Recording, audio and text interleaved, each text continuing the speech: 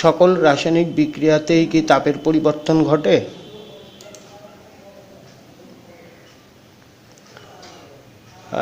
30 second একটু ভেবে নেওয়া যাক।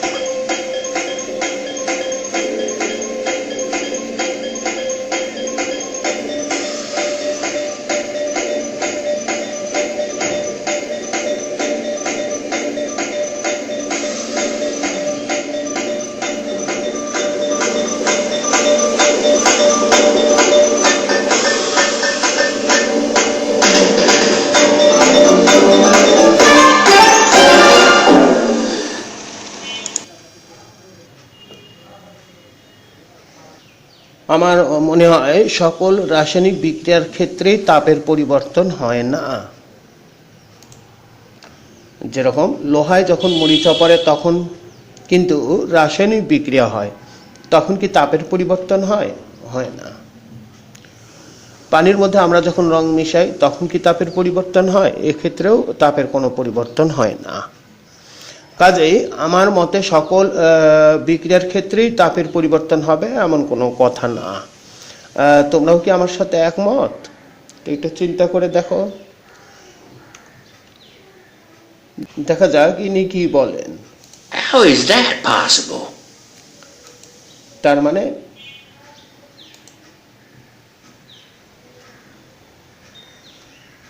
মানে এতক্ষণ যে কথাগুলো বললাম তা সব ভুল?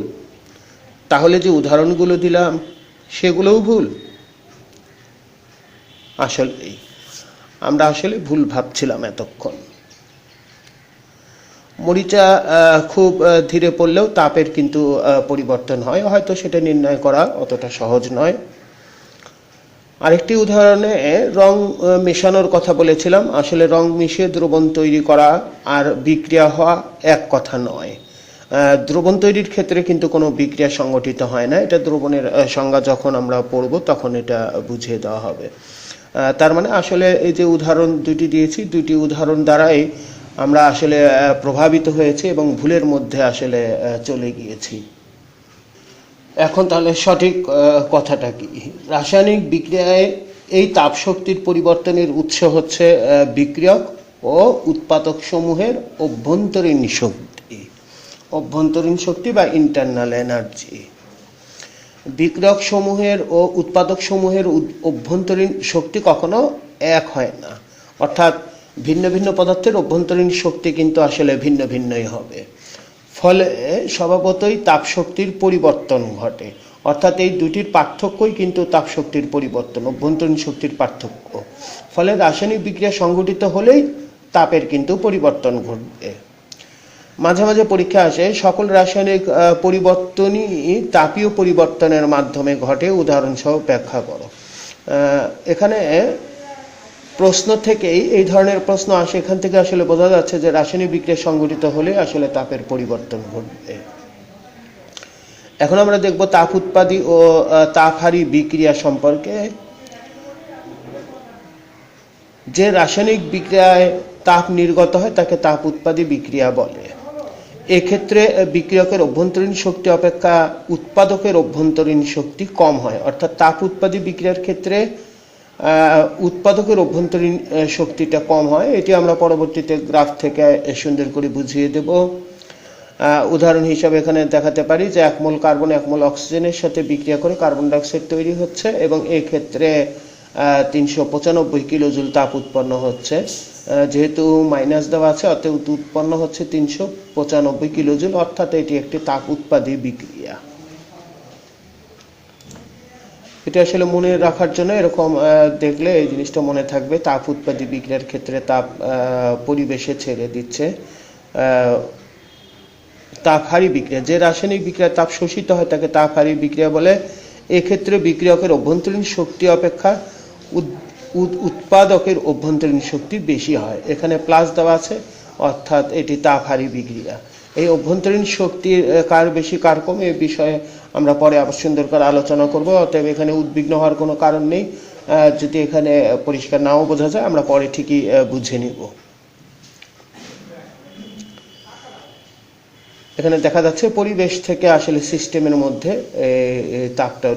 তাপটা ঢুকছে, কাজেই এটি একটি তাপহারী বিক্রিয়া।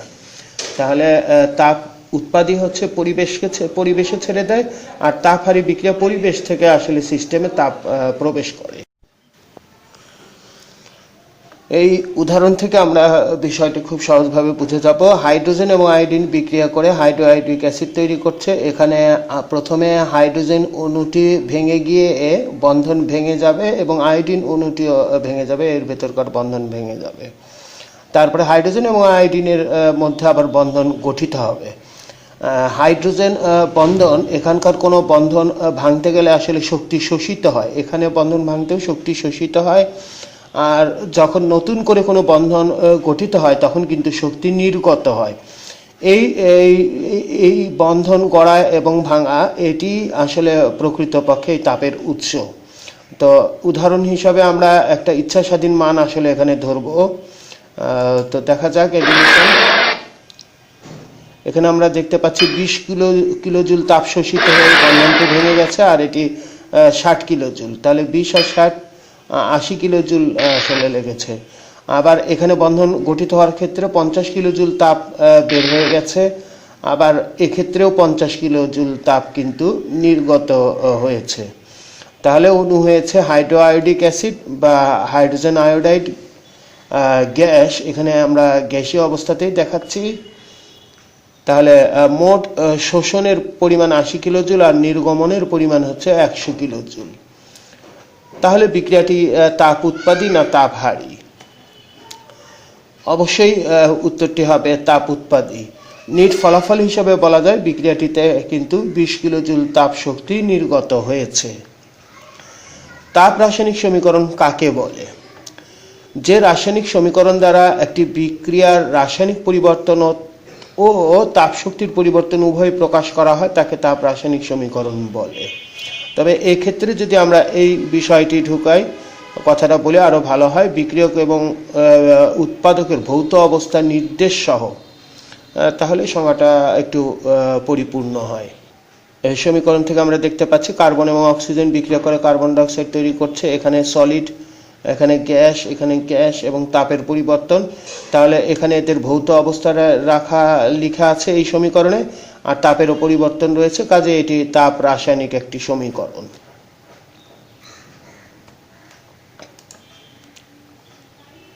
বিক্রিয়া এনথালপি। বিক্রিয়ক সমূহ স্থির চাপে বিক্রিয়া করলে যে পরিমাণ তাপ শক্তি নির্গত বা শোষিত হয় তাকে ওই বিক্রিয়া তাপ বা বিক্রিয়া এনথালপি বলা হয়।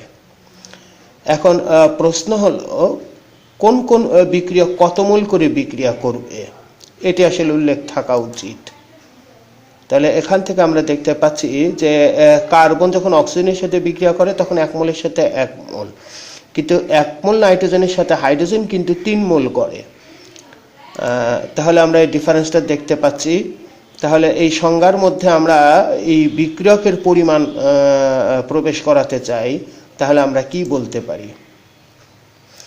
আমরা কথা বলতে পারি যে সমতাকৃত রাসায়নিক সমীকরণে উল্লেখিত মোল পরিমাণ বিক্রিয়ক সমূহ স্থির চাপে বিক্রিয়া করলে যে পরিমাণ তাপ শক্তি নির্গত হয় বা শোষিত হয় তাকে ওই বিক্রিয়া এনথালপি বা বিক্রিয়া তাপ বলে। উদাহরণ হিসেবে আমরা দেখতে পাচ্ছি এখানে 2টি উদাহরণ দেওয়া আছে। প্রমাণ বিক্রিয়া তাপ বলতে কি বোঝো? প্রমাণ বিক্রিয়া তাপ, আমরা বিক্রিয়া তাপ যেটা বলেছি তার সাথে শুধু প্রমাণ অর্থাৎ স্ট্যান্ডার্ড অবস্থায়। এখানে প্রমাণ অবস্থা বলতে আসলে 25 ডিগ্রি সেলসিয়াস তাপমাত্রা এবং 1 অ্যাটমসফিয়ার চাপকে ধরা হয়। বিক্রিয়ক সমূহ স্বাভাবিকভাবে যে ভৌত অবস্থায় থাকে সেই অবস্থায় তাকে বিবেচনা করতে হয়। দ্রবণের ক্ষেত্রে ঘনমাত্রা যদি হয় তাহলে 1m ধরা হয়। এটি হচ্ছে প্রমাণ অবস্থা আর কি। এখন আমরা আসব হেসের ধ্রুব তাপ সমষ্টিকরণ সূত্র অথবা হেসের তাপ সমষ্টি নিত্যতার সূত্র। হেসের তাপ সমষ্টির নিত্যতার সূত্র সম্পর্কে আমরা এখন আলোচনা করব। প্রথমে উদাহরণ দেখা যাক। এই হেসের তাপ সমষ্টিকরণ সূত্র, এখানে আমরা দেখতে পাচ্ছি যে কার্বন সরাসরি অক্সিজেনের সাথে বিক্রিয়া করে কার্বন ডাইঅক্সাইড উৎপন্ন করে এবং এই ক্ষেত্রে 393 কিলোজুল তাপ উৎপন্ন করে, এই জন্য মাইনাস। এখন এটি এক ধাপে সংগঠিত হতে পারে, আবার এমনও হতে পারে যে কার্বন থেকে প্রথমে কার্বন ডাইঅক্সাইড তৈরি হলো এবং কার্বন থেকে কার্বন মনোক্সাইড তৈরি হলো এবং কার্বন মনোক্সাইড থেকে কার্বন ডাইঅক্সাইডে পরিণত হলো। এটা কিন্তু দুই ধাপে সংগঠিত হলো। তাহলে কার্বন থেকে প্রথমে কার্বন মনোক্সাইডে পরিণত হলো, এই কার্বন মনোক্সাইড থেকে আবার কার্বন ডাইঅক্সাইডে পরিণত হলো। তাহলে দুই ধাপে সংগঠিত হতে পারে অথবা এক ধাপেও সংগঠিত হতে পারে। তো কার্বন থেকে কার্বন মনোক্সাইডে যখন পরিণত হবে তখন 110 কিলোজুল এবং কার্বন মনোক্সাইড থেকে কার্বন ডাইঅক্সাইড হলে 282 কিলোজুল। দশমিকটা আমি বলছি না। তাহলে এই যে তাপের পরিবর্তন, এই দুই ধাপের তাপের পরিবর্তন যদি আমরা একসাথে করি, অর্থাৎ এই দুটি যদি আমরা যোগ করি, তাহলেই কিন্তু সেই এক ধাপের সমান সমান হয়ে যাবে। এটি আসলে মূলত হেসের তাপ সমষ্টিকরণ সূত্রের মূল কথা। অর্থাৎ এক ধাপে সংগঠিত হলে যে তাপের পরিবর্তন হবে, একাধিক ধাপে সংগঠিত হলে সেই ধাপগুলোতে সংশ্লিষ্ট তাপগুলো যোগ করলে সেই একই কথাই হবে। এটি হচ্ছে হেসের সূত্র। তাহলে আমরা বলতে পারি যে কোনো বিক্রিয়ার প্রারম্ভিক ও সমাপনী অবস্থা যদি নির্দিষ্ট থাকে তবে বিক্রিয়াটি এক ধাপে বা একাধিক ধাপে ঘটুক না কেন, উভয় ক্ষেত্রে মোট তাপশক্তির পরিবর্তন সর্বদা সমান হবে। কোনো বিক্রিয়ার প্রারম্ভিক ও সমাপনী অবস্থা যদি নির্দিষ্ট থাকে তবে বিক্রিয়াটি এক ধাপে বা একাধিক ধাপে ঘটুক না কেন, উভয় ক্ষেত্রে মোট তাপশক্তির পরিবর্তন সমান হবে। আমার মনে হয় উদাহরণ থেকে যথেষ্ট ভাবে বোঝা হয়েছে। এখন আমরা আসব এনথালপি বা ধৃত তাপ বলতে কি বোঝায়। কোনো সিস্টেমের অভ্যন্তরীণ শক্তির সাথে সিস্টেমের চাপ ও আয়তনের গুণফল শক্তি যোগ করলে যে মোট শক্তি হয় তাকে সিস্টেমের এনথালপি বা ধৃত তাপ বলা হয়। গাণিতিকভাবে প্রকাশটাই সহজ।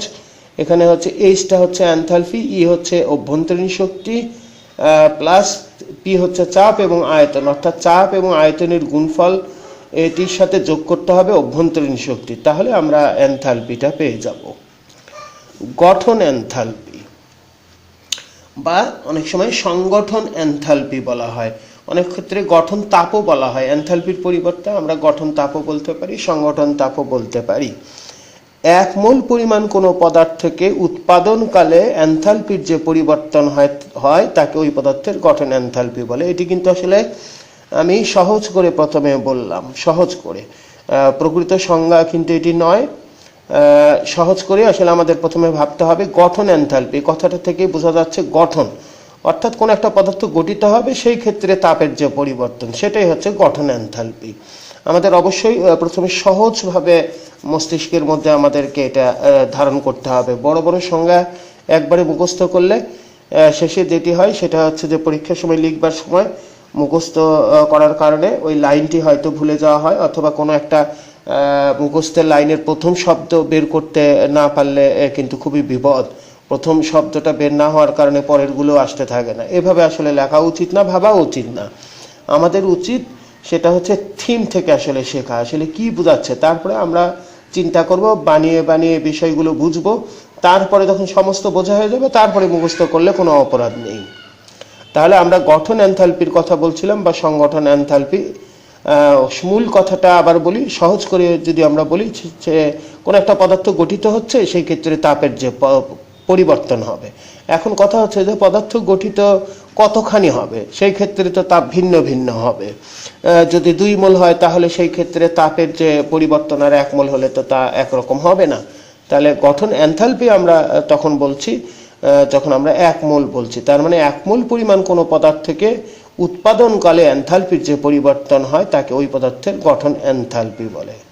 1 মোল পরিমাণ কোনো পদার্থ, তাহলে এইখানে যদি আমরা একটু ইনক্লুড করি এটা খুব ভালো হয়। তাহলে তার উপাদান মৌলসমূহ থেকে, আসলে এটি অবশ্যই ইনক্লুড করতে হবে, এটা সত্যই গঠন এনথালপি করতে হলে সংজ্ঞা দিতে গেলে বা বুঝতে হলে আমাদেরকে এটি অবশ্যই বুঝতে হবে যে এক মোল পরিমাণ কোনো পদার্থকে তার উপাদান মৌল সমূহ থেকে উৎপাদনকালে এনথালপির যে পরিবর্তন হয় তাকে ওই পদার্থের গঠন এনথালপি বলে। এই কথাটি কিন্তু সুন্দরভাবে বুঝতে হবে। আমি এই বিষয়টি আর একটু সুন্দর করে বুঝিয়ে দেব, না হলে কিছু অঙ্ক আছে এই কথাটা না বুঝতে পারলে আসলে অঙ্কতে ভুল হয়ে যাবে। এখানে আমরা উদাহরণ হিসেবে দেখতে পাচ্ছি যে কার্বনে 1 মোল রয়েছে, অতএব 393 কিলোজুল যে তাপ উৎপন্ন হচ্ছে এটাই তার গঠন এনথালপি। একটা জিনিস বলে রাখি, এটি কিন্তু তার বিক্রিয়া তাপ এবং পাশাপাশি এটি কিন্তু তার গঠন এনথালপি। আচ্ছা, এই যে একটা বিক্রিয়া সংঘটিত হলো, এই কার্বন ডাই অক্সাইডের গঠন তাপ কত? তাহলে এখানে 1 মোল কার্বন থেকে 1 মোল কার্বন ডাই অক্সাইড তৈরি হয়েছে। 1 মোল কার্বন ডাই অক্সাইড, যেহেতু 1 মোল কার্বন ডাই অক্সাইড তৈরি হতে এই তাপ প্রয়োজন হয়েছে বা উৎপন্ন হয়েছে, কাজেই আমরা এখানে বলতে পারি যে 393 কিলোজুল তাপই হচ্ছে কার্বন ডাই অক্সাইডের গঠন তাপ। এখন আমরা একটু ক্লিয়ার হই যে এখানে অ্যামোনিয়ার গঠন তাপ কত। তাহলে এই অ্যামোনিয়া গঠিত হচ্ছে, এখানে কিন্তু তাপ উৎপন্ন হচ্ছে 2 মোল অ্যামোনিয়া তৈরি হতে লেগেছে 92 কিলোজুল, কিন্তু আমরা জানি যে গঠন তাপ 1 মোল গঠিত হতে, তাহলে অবশ্যই আমাদের এখানে এটি কিন্তু হবে না। তাহলে আমাদের আসলে কি হবে, এই দুটি ভাগ করে দিতে হবে, তাহলে 46 কিলোজুল। গঠন তাপ এখানে আমরা দেখতে পাচ্ছি কার্বন মনোক্সাইড থেকে কার্বন ডাই অক্সাইড, এর আগে কিন্তু carbon plus oxygen carbon die oxide ছিল, এখন কিন্তু কার্বন মনোক্সাইড প্লাস অক্সিজেন দিয়ে কার্বন ডাই অক্সাইড। তাহলে এক্ষেত্রে কার্বন ডাই অক্সাইড কিন্তু 1 মোলই রয়েছে, তাহলে এর গঠন তাপ কত হবে তোমরা একটু চিন্তা করে দেখো। 283 কিলোজুল। মিলেছে কি তোমাদের সাথে? আসলে এটি ভুল। এখন কেন এটি ভুল হলো? কেন এটি ভুল হলো? কার্বন মনোক্সাইড কি কার্বন ডাই অক্সাইডের উপাদান মৌল? সংজ্ঞাতে কিন্তু বলেছে যে উপাদান মৌল থেকে তৈরি হতে হবে। কার্বন ডাই অক্সাইডটা গঠন তাপ নির্ণয় করতে গেলে তার উপাদান মৌল থেকে তৈরি হতে হবে, কিন্তু কার্বন ডাই অক্সাইড এখানে তৈরি হয়েছে কিন্তু কার্বন মনোক্সাইড থেকে। এ তো আসলে যৌগ, এ তো মৌল না। তাহলে আমরা বুঝতে পারলাম যে কার্বন মনোক্সাইড কিন্তু কার্বন ডাই অক্সাইডের উপাদান মৌল না, সুতরাং এখান থেকে গঠন তাপ নির্ণয় করা যাবে না। সুতরাং আমরা কিন্তু এই সমীকরণ থেকে কিন্তু আমরা গঠন তাপ কখনোই নির্ণয় করতে পারবো না। তাহলে গঠন তাপ, এই জন্য আমরা বলছি 1 মোল পরিমাণ কোনো পদার্থকে তার উপাদান মৌল সমূহ থেকে উৎপাদন কালে এনথালপির যে পরিবর্তন হয় তাকে ওই পদার্থের গঠন তাপ বলে। আর একবার বলছি, 1 মোল পরিমাণ কোনো পদার্থকে তার উপাদান মৌল সমূহ থেকে উৎপাদনকালে এনথালপির যে পরিবর্তন হয় তাকে ওই পদার্থের গঠন তাপ বলে। প্রমাণ গঠন এনথালপি। আসলে এই গঠন এনথালপি যা ছিল তাই থাকবে, তার সাথে প্রমাণ বলতে ওই আমাদের 25 ডিগ্রি সেলসিয়াস তাপমাত্রা ইনক্লুড করতে হবে, 1 অ্যাটমসফিয়ার চাপের কথা বলতে হবে। হ্যাঁ, তাহলে আমরা প্রমাণ গঠন তাপ বলতে পারবো। একে ডেল এইচ উপরে কিন্তু 0 হবে আর এখানে এফ হবে, তো অর্থাৎ প্রমাণ অবস্থায় যদি করা হয়, প্রমাণ অবস্থা প্রকাশ করতে কিন্তু ডেল এইচ নট অর্থাৎ এই সুপারস্ক্রিপ্ট হবে, কিন্তু এখানে উপরে 0 হবে আর নিচে হবে এফ। এফ বলতে হিট অফ ফরমেশন। তাহলে প্রমাণ গঠন তাপ প্রকাশ করা হয় ডেল এইচ এফ এটি দ্বারা।